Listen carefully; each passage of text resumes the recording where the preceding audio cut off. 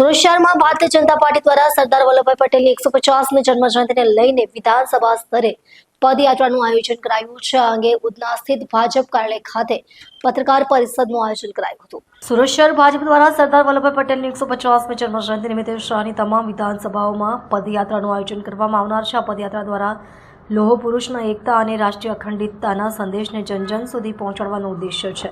પદયાત્રા અંગેની વિગત આપવા માટે ભાજપ કાર્યાલય ખાતે પત્રકાર પરિષદનું આયોજન કરાયું હતું, જેમાં કાર્યક્રમના સમય, સ્થળ અને માર્ગ અંગેની માહિતી આપવામાં આવી હતી.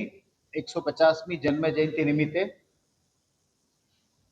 તારીખ 16 થી 28 સુધી 16 થી 22 તારીખની દરેક વિધાનસભાની અંદર પદયાત્રા યોજવાનું નક્કી કરવામાં આવ્યું છે.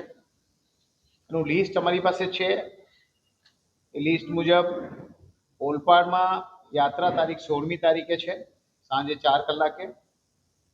સુરત પૂર્વમાં 20 તારીખે સવારે 10 કલાકે છે.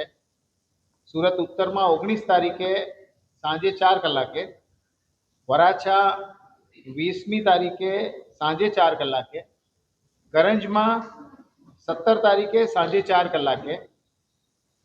લિંબાયતની અંદર 16 તારીખે સવારે 9 વાગે. ઉધનાની અંદર 19 તારીખે સાંજે 5 વાગે. મજુરામાં 16 તારીખે સાંજે 4:45. કતારગામમાં 17 તારીખે સાંજે 4 કલાકે. સુરત પશ્ચિમમાં સાંજે 4 કલાકે તારીખ 16/11ના રોજ. અને 84માં 22મી તારીખે સાંજે 4 કલાકે.